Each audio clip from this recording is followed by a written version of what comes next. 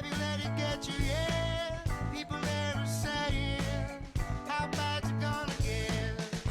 And I've been calling to the sky, please don't let more bullets fly. Have you heard the talk of the cities and the towns? There's a fear from the inside and the toil all around.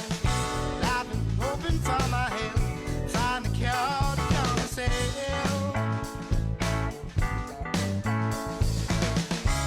In these times of struggle, you can hear the children cry. Hi there, and welcome once again to Critical Mass TV, the show that takes convention and boots it in the ass. Some mixed mental arts for intellectual self-defense. I'm Brad Hartley, and we are broadcasting live from Burlington. Tonight, this is a call-in show, and I encourage everyone to call and chat. I don't care if you agree or disagree with me. It's the conversation that's important.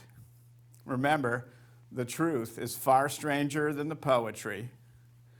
And just on a personal note, I need a new pair of glasses. So if I look like I'm squinting, or if I'm having trouble reading my own badly written stuff, that is why. So the many splendid opinions that I express are not necessarily the opinions of the guests or of the station, even though they should be. Eye on the Greed Cult will be followed by Art Break, the celebration of Vermont's creative genius. I mentioned that we're live tonight, so call in anytime the mood strikes you. The number is 802-651-0589. Okay, so to get started here, I've put a lot of information out there since the show began. Let's recap some of the most important points. So, number one, less than 1/10 of 1% of the population has all the power and most of the wealth, and will do anything to keep it that way. Number two, every single problem that plagues modern society can be traced to the insatiable greed of this ownership class. Number three, the most important factor in determining a group's worth to this system is their economic class, and that the lower you are in this class arrangement, the more expendable you are.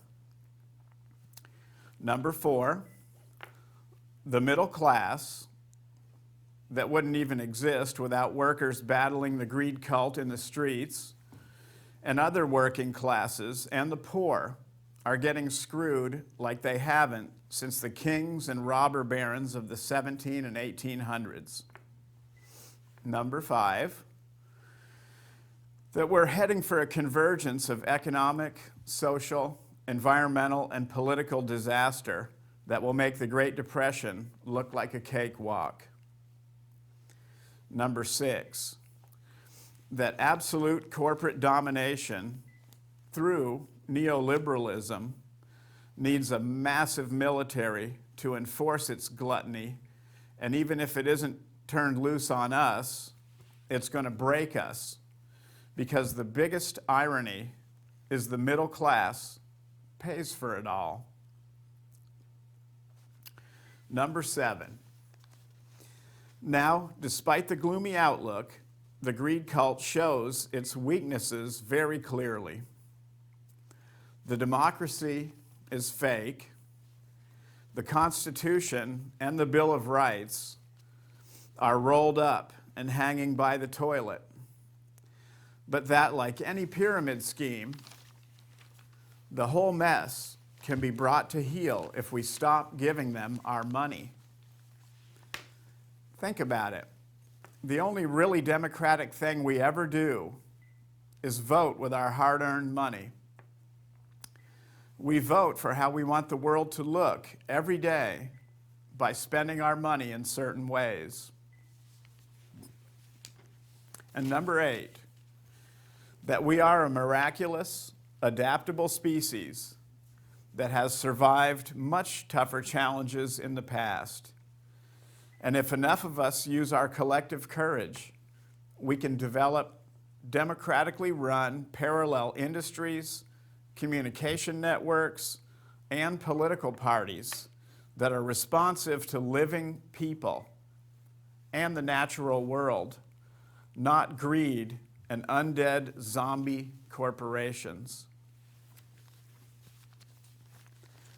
One more thing that I think is critically important, that we ought to honor and respect each other based on our common humanity and nothing else.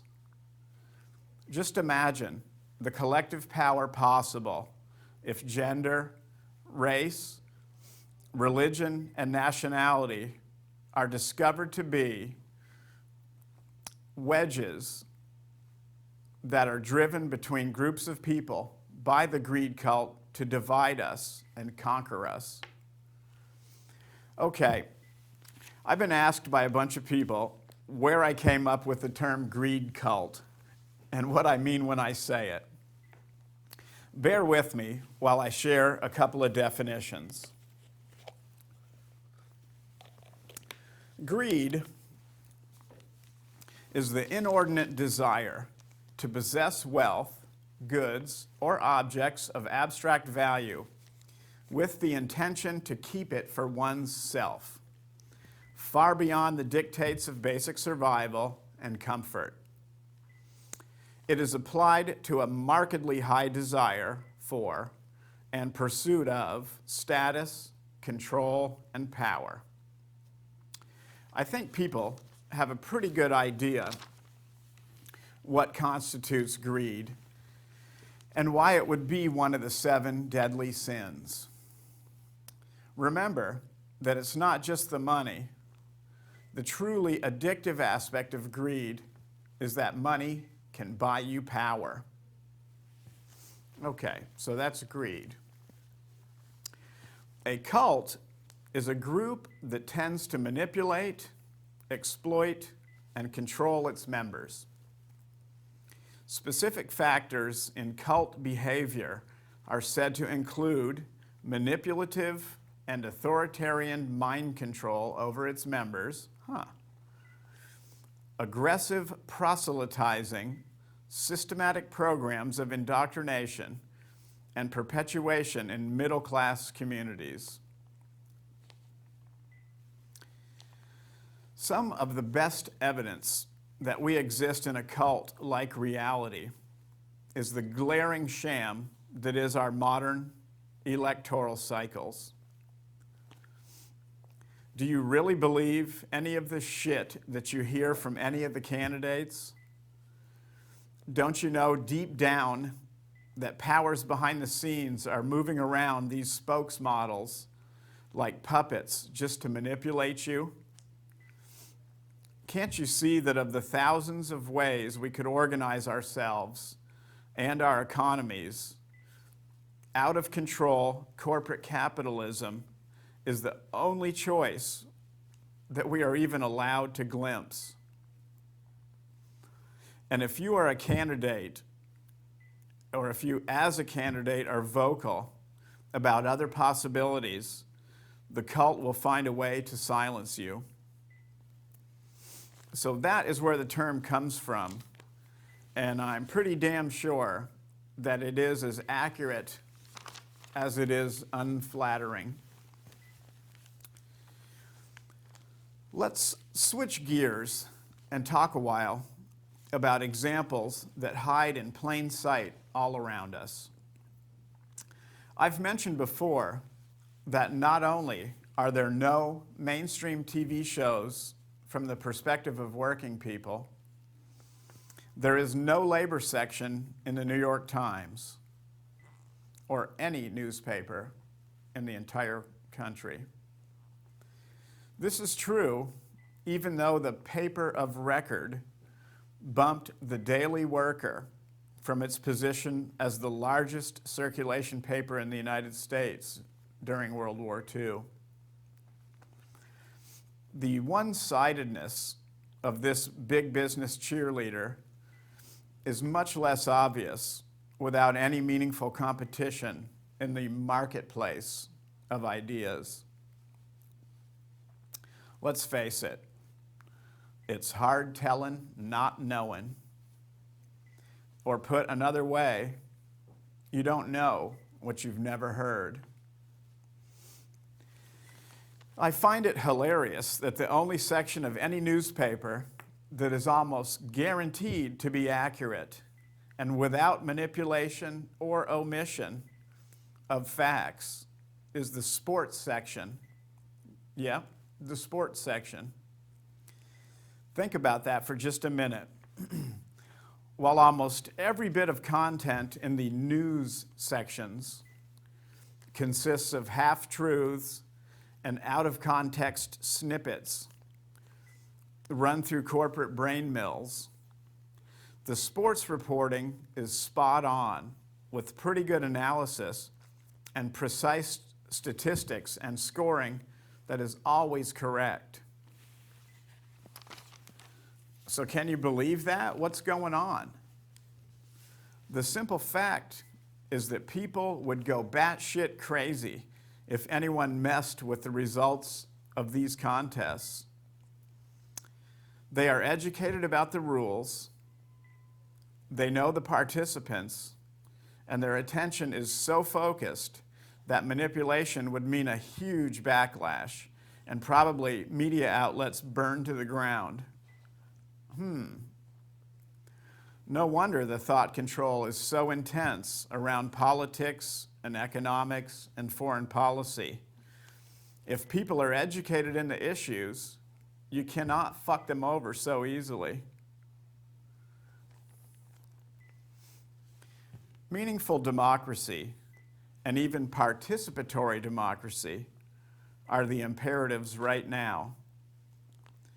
A person should only be affected by government policies in direct proportion to the amount of input they had in forming these policies. It seems obvious, right? Has anyone ever asked you what you thought? Do you think they ever will? So all those other layers of authority that are over you, that you had no ability to affect, are illegitimate. And that's in a libertarian sense, kind of a classical libertarian sense. There is no self-justifying authority. All right, there's always so much going on in the world that there's endless material to discuss. Let's talk about Syria for a while. Violence is weakness at its core. It means that all the potential for conflict resolution has been abandoned. It's a very handy tool for power, however, as long as people are considered expendable and there is no value given to honest outcomes that would truly benefit people. Both the U.S. and Russia are dominant players in the oil-rich region that includes Syria. The U.S. is more dependent on access to this oil, and a huge chunk of its economy is inseparable from a wide-open oil spigot. If we were ever to be separated from our supplies of cheap oil, this economy would collapse almost overnight.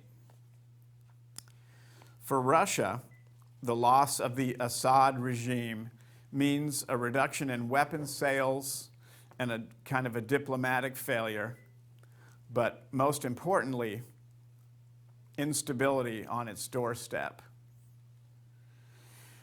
All U.S. client states in the Middle East are Sunni Muslims. Both Iran and Syria are majority Shia or Shiite Muslims, and they are allied as the only two meaningful Shia political powers. France was the colonial master of Syria, and since its withdrawal, the Assad family has held absolute power. Bashar Assad's father, Hafez Assad, held tight reins over Syria up until his death. With extensive oil sales has come huge wealth for a narrow clique of Syrian elites. There is a big prize at the end of this civil war, like billions of dollars. So remember, honest analysis requires us to be as impartial as possible and to keep emotional knee-jerk reactions in check. The main reason that the U.S. hasn't directly used military force as yet is we don't get much oil from Syria, and our supply hasn't really been threatened. The last few weeks have been full of bluster, horrible violence, sarin gas, and hypocrisy. The corporate media is interesting to watch in these situations. The roles they fulfill become more obvious with pressure. So the roles that they are fulfilling would be apologists for our regime and just the basic framework of the thought control that needs to be enacted for American consumption. Obama's red line remarks about chemical weapons use becomes a we have to attack now rationale so we can save face and maintain legitimacy in the eyes of our friends and enemies. Of course, the thousands of deaths caused by conventional weapons are of less importance because the exploding children die quickly instead of suffering for a few minutes first. Now, this is coming from a media that looked away at the use of white phosphorus munitions, V2 gas, and depleted uranium in the invasion of Iraq and battles of Fallujah and elsewhere. Another surreal moment came as Russia acts in this instance within international laws by calling for diplomacy, surrender of chemical stockpiles, and action only after UN Security Council resolutions. And, that is definitely a role reversal. The West isn't the only player to use these means for political gains. We'll have to see if the recently announced turnover of Syria's chemical weapons to UN inspectors has much effect, because it seems that they couldn't really get away with using them again anyway after several rounds of gassing your own people and getting called on it so intensely.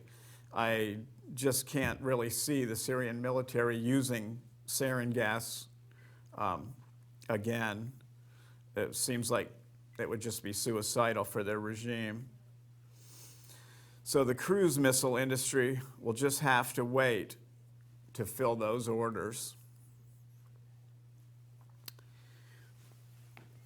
Andrew Basovich, who is a professor, a West Point graduate, a career military man, and an author, was interviewed by Phil Donahue on Moyers and Company last Sunday.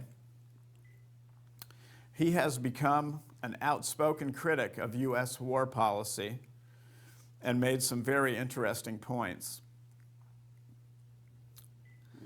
The first point, which ironically was repeated by Vladimir Putin on Wednesday, was that America has left smoking, dysfunctional ruin with every military incursion undertaken in the Middle East for decades, since the failed invasion or rescue mission in Iran by Jimmy Carter. Secondly, he pointed out that if anyone really wanted to both help the Syrian people and improve one's image in the region, why not help the 2 million or so refugees that have poured into Turkey, Iraq, and elsewhere with hunger, disease, and yes, suffering children galore? While having a lot of excellent analysis, Andrew is baffled by the fact that Americans can have both Iraq and Afghanistan as smoking ruins in their rearview mirrors and even consider more military action in Syria. Breach of Trust, Mr. Bacevich's latest book, is excellent. But like all corporatists,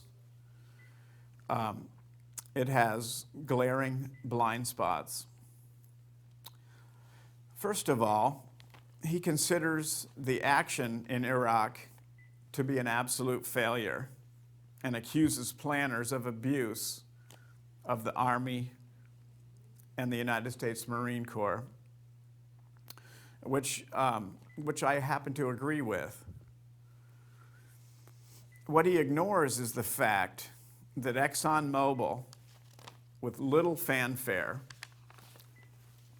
has been granted the contracts to develop and export Iraq's oil, proven to be at least 1 trillion barrels. They have accomplished this in an era where they pay no U.S. corporate income tax. Yeah, no corporate income tax. And this would be on earnings last year alone of $48 billion declared dollars of profit. $48 billion.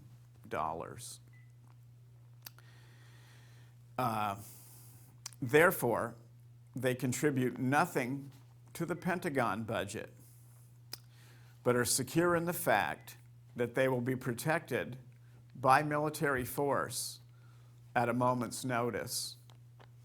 Because really, do you think that anybody would either drill oil wells or build infrastructure that have to probably pay off over about a 50-year investment without having a tremendous amount of military backing, and specifically in that region of the world? This leads to the second obvious blindness, that the absolute corporate domination of all the institutions in the United States and the process by which they work might cause policies to reflect greed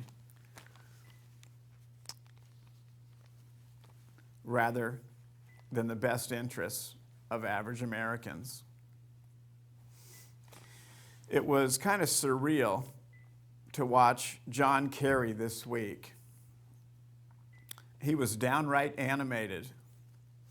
I remember during his presidential bids, he was criticized as being even more wooden than Al Gore.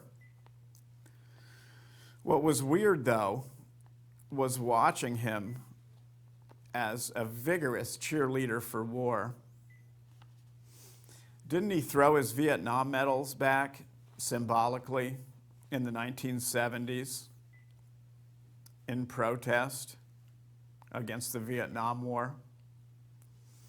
Didn't he say in stump speeches that all his experience would prevent him from involving us in another stupid war? Reality check number 397. Wow. Well, remember the propaganda model. Demonize your adversaries and censor the brutal actions of your allies.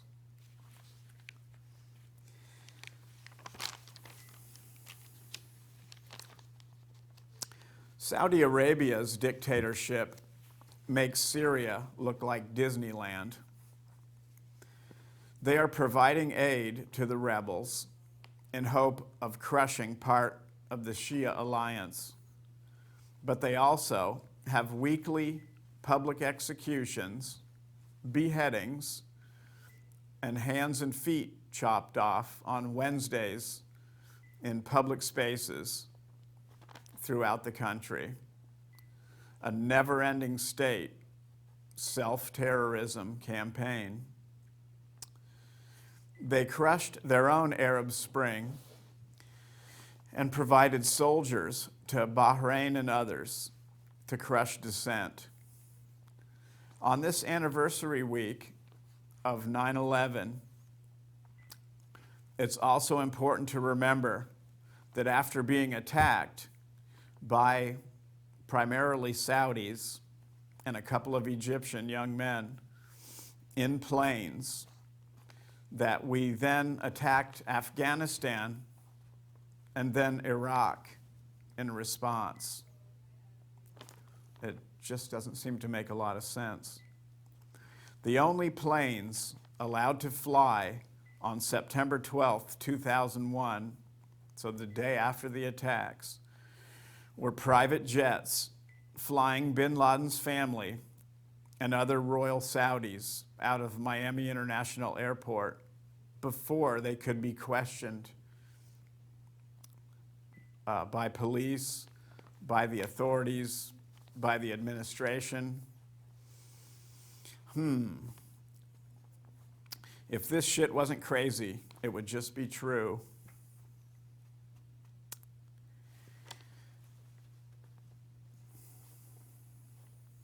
Well, this is Critical Mass TV Live, and we'll be back again in 2 weeks.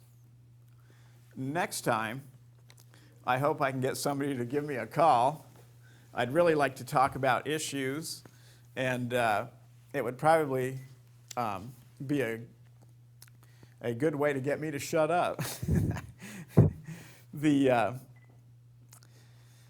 Next time, I am going to have a topic, and it's going to be the latest trade deal that has been secretly negotiated, called the Trans-Pacific Partnership, or the TPP.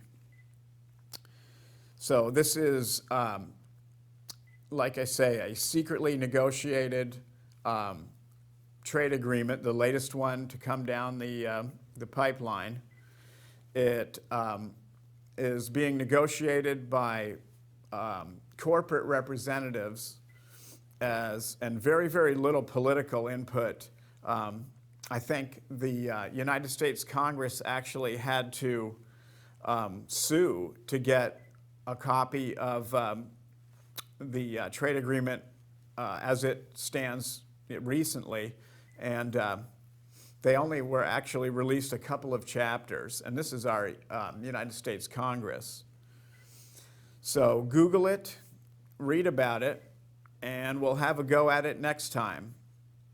So the TPP, or Trans-Pacific Partnership, and I guess free trade, globalism, and trade agreements in general. You just won't believe it when you read about that a little bit. So like I said, we'll be back again live in 2 weeks. Tell your friends, and give me a call. Anything on your mind.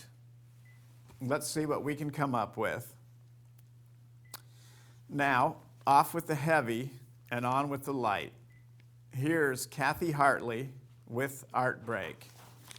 And by the way, you can email me at criticalmassbrad@gmail.com. And if you would like to be a guest on the show, if you would like to make some comments, just shoot me an email at criticalmassbrad@gmail.com. Thanks again.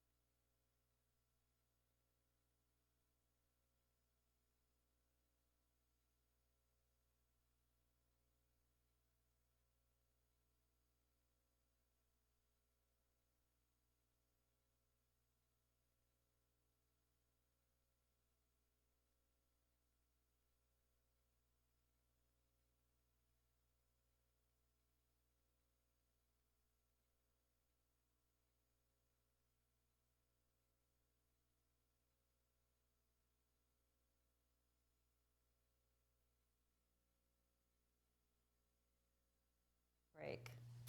This show is about local artists, musicians, writers, chefs, creative souls in the local area who are doing wonderful creative things.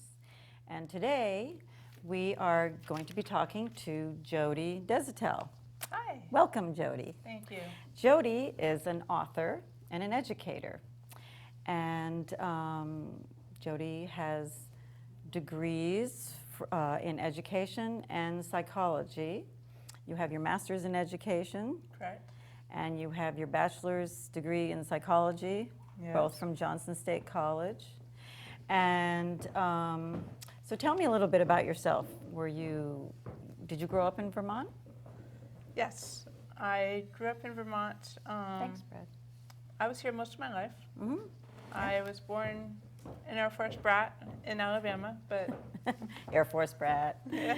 And then your family moved to Vermont. Yes. Yeah. Well, they were both Vermonters anyway. Yes. And my father dropped out. So. People always come back to Vermont. If you Yeah. live in Vermont, you come back to Vermont. Definitely. And so, so you taught for a short time in Virginia, you told me, and then you came back to Vermont and you've taught,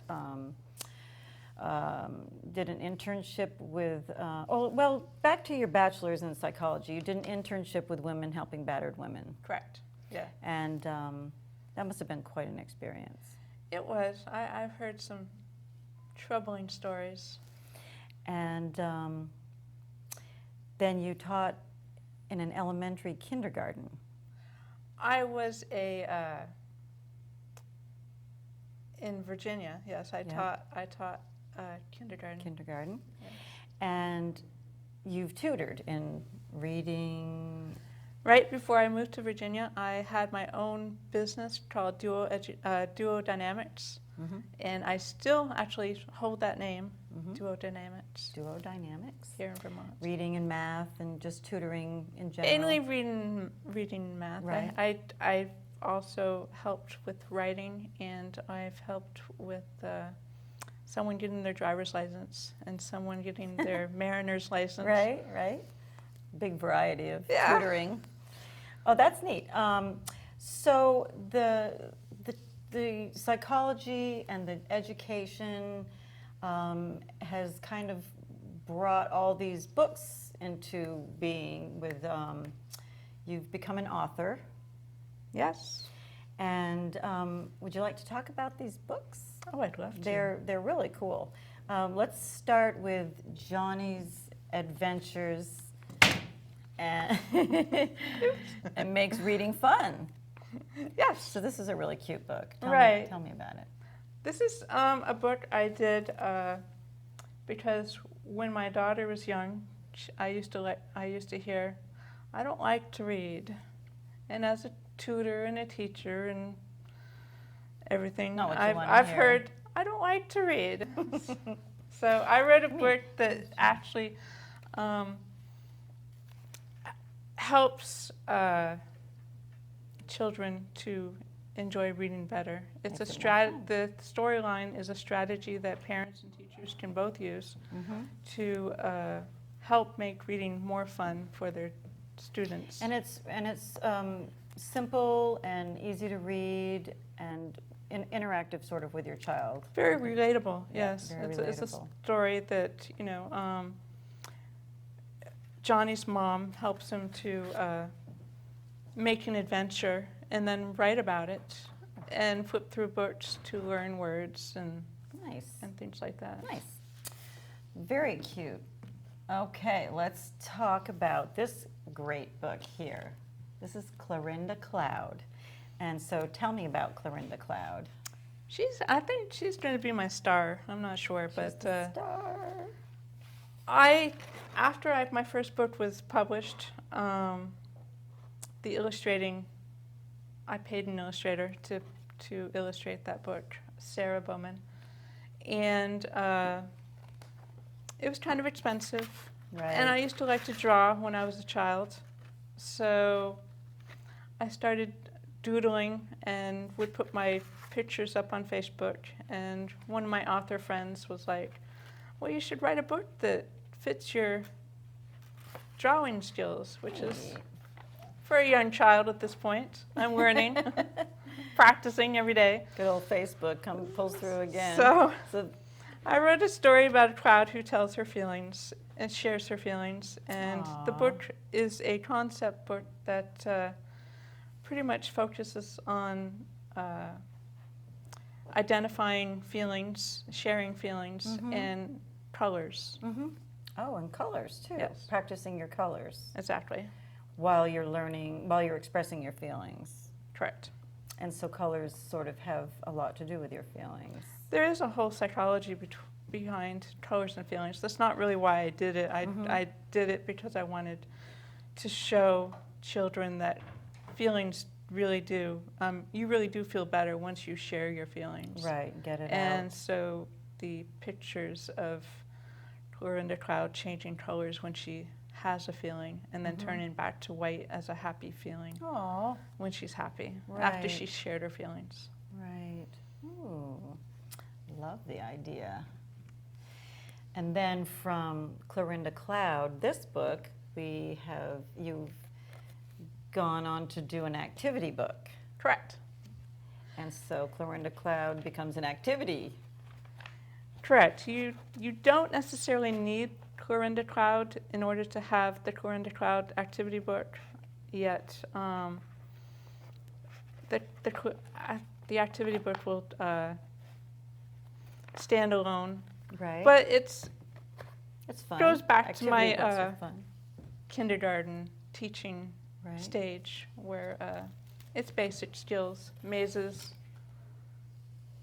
mazes This is and shiny. There we go. letter finds, Right.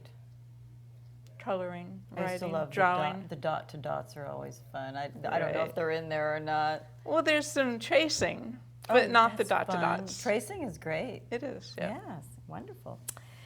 Well, I love all these books. Are you going to be making, drawing, writing, authoring more books?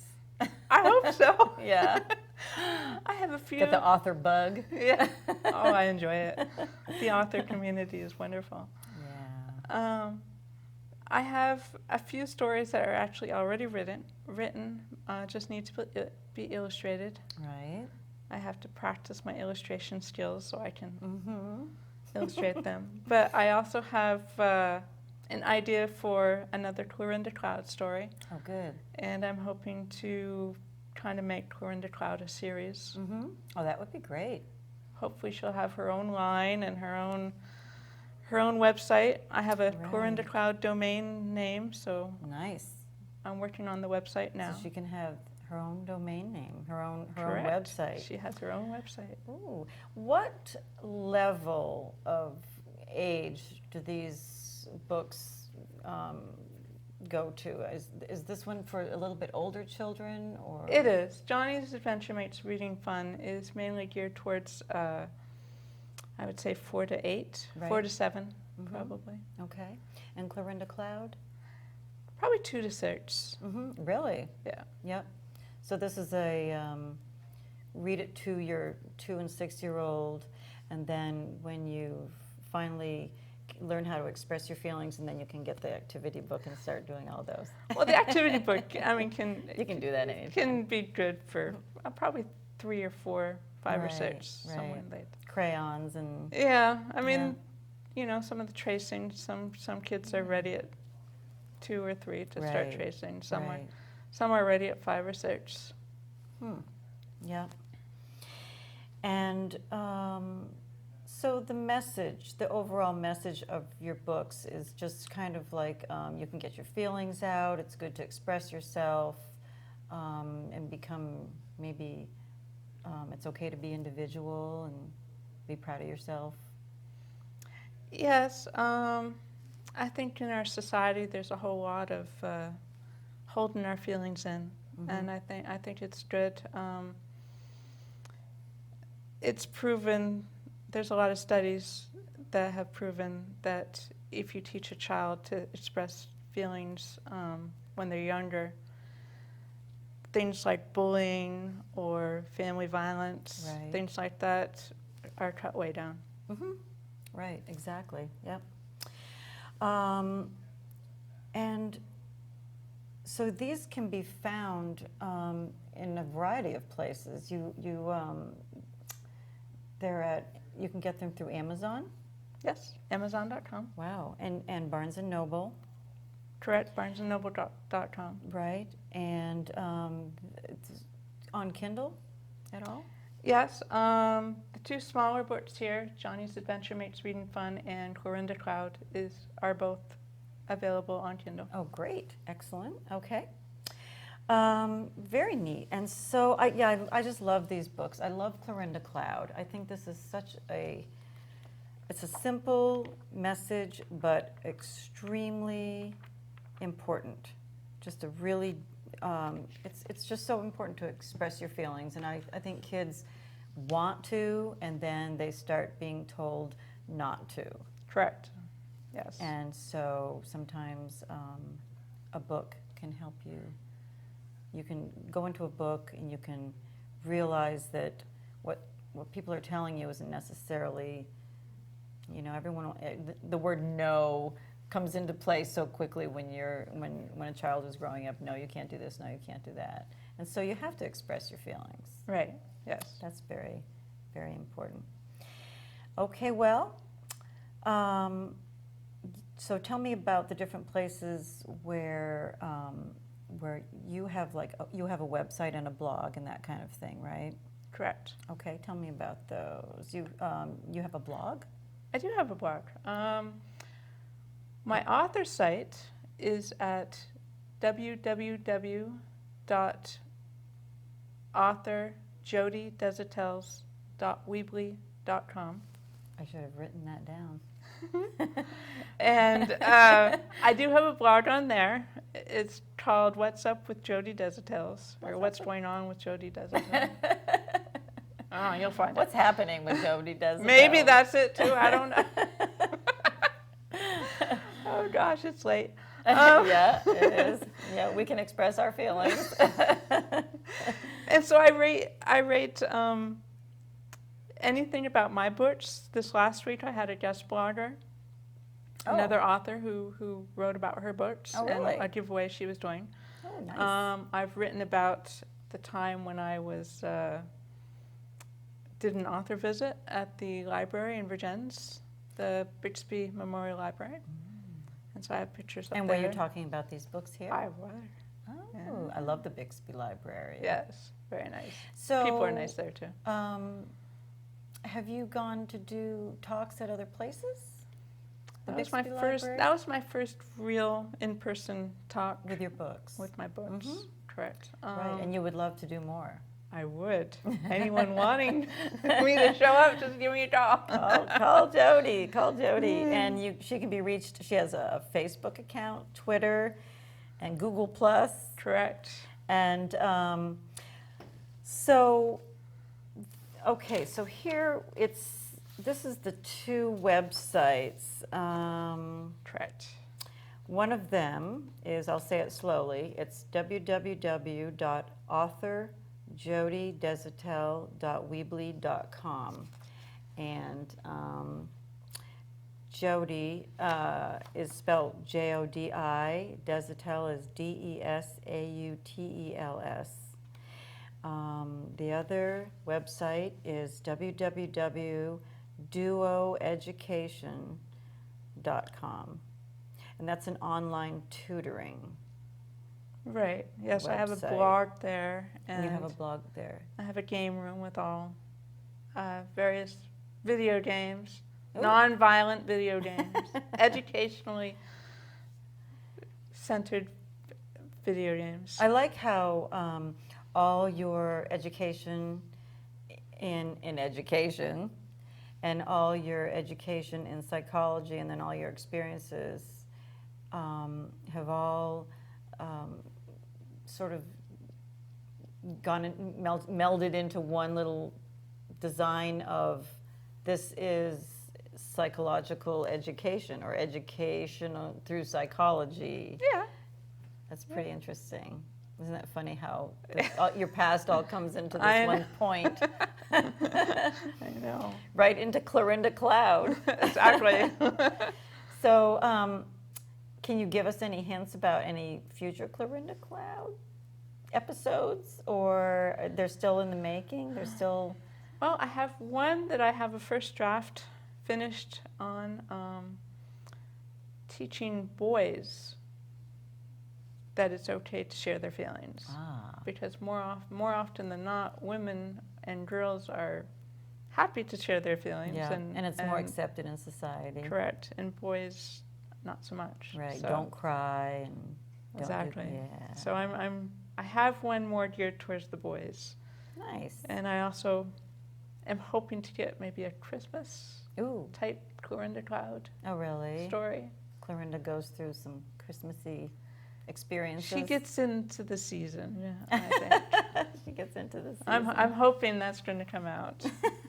The idea is there, not all the words, though. I think you should have one about Clorinda Cloud gets her own website and how she does that. Maybe. You can teach all kinds of kids how to do their own website. I think the kids probably know more They than we do. They probably do. We could learn from them. Yep. Yeah, exactly.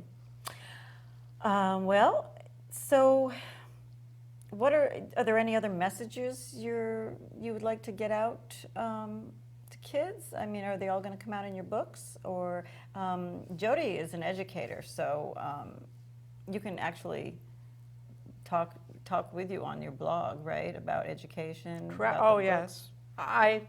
I'm very, The education blog or the website gets a lot of hits, and It does. people contact you a lot. yes. That's yes. really neat. Yeah. I have people on Facebook saying, have you seen this? Check out this article, have you seen this? Yeah. So it's really neat. Right. So they're educating you even at Right, the same time. yeah. They know I'm always looking for blog topics Right. and education topics. Yeah. And so people have, so you talk on your blog, do people ask you, what kind of questions do they ask you about education? More on the blog, they just comment, and I might talk about special education or great teachers or Right. our new Common Core. Right. And my last couple of blogs were actually about educational aids that I created myself. Oh, really? Yes, one was a PowerPoint on a math trick On a that I math learned. trick? Oh, really? That I learned, and I like to teach when I'm Right. with the older kids. Uh-huh. And one is on some binder covers that I made because some homeschoolers wanted me to create binder covers for That's them. a neat idea. There's another creative thing that you do. Yeah. And you indeed... I'm always practicing. Right, right. And you actually taught for a short time or a while right next door here at the Howard Center for a little while? It wasn't teaching, it was more as the psychology degree on that one. Right, right. And so you were just I like worked helping? at Assist, and I worked at Act One Bridge Program. Mm-hmm. Right around the corner from this building. Exactly. Neat, yep.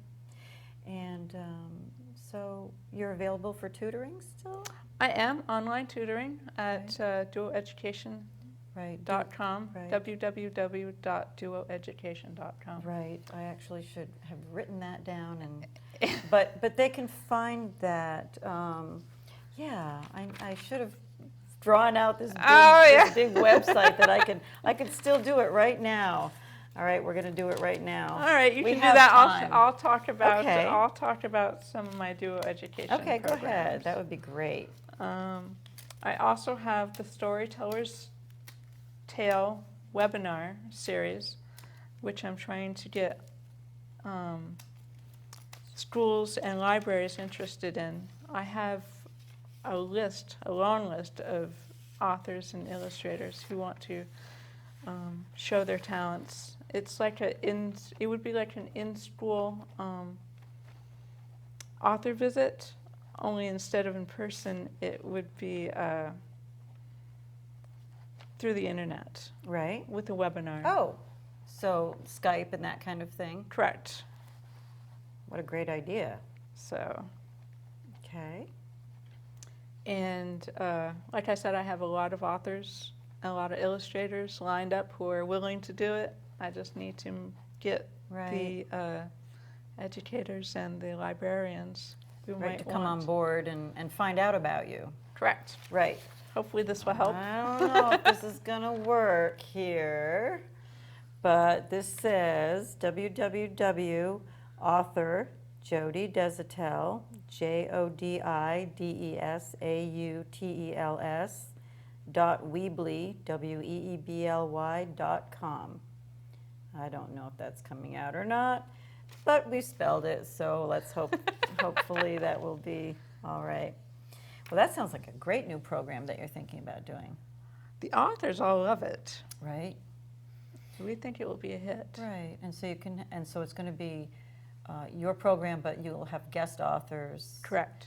And guest educators, or is this an author thing? No, it's mainly an authors. Right, Just, I mean, they can do a talk on how to write or how to illustrate. They can read Publishing their ideas, or They can read their stories. Well, it's mainly would be geared towards their own works, yeah, right, right, their own, but towards an audience of a certain grade level. right. You know, we're hoping to get, say, second grade from such and such a school saying, all right, we want to talk on, you know, a book that's good for second graders.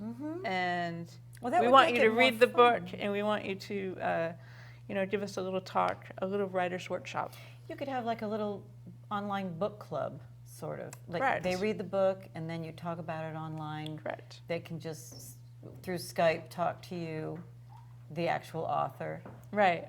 I think that's very neat. We're hoping. Well, you know what? Our time is about up. Okay. And so, thank you so much, Jodi. That was fun. Thank you for having me on the fun. call. Yeah. Yeah, it was definitely an education for us. So if anybody would like to be on my show, I would love to promote what you do, whether you're an artist, musician, writer, photographer, chef, some kind of creative soul.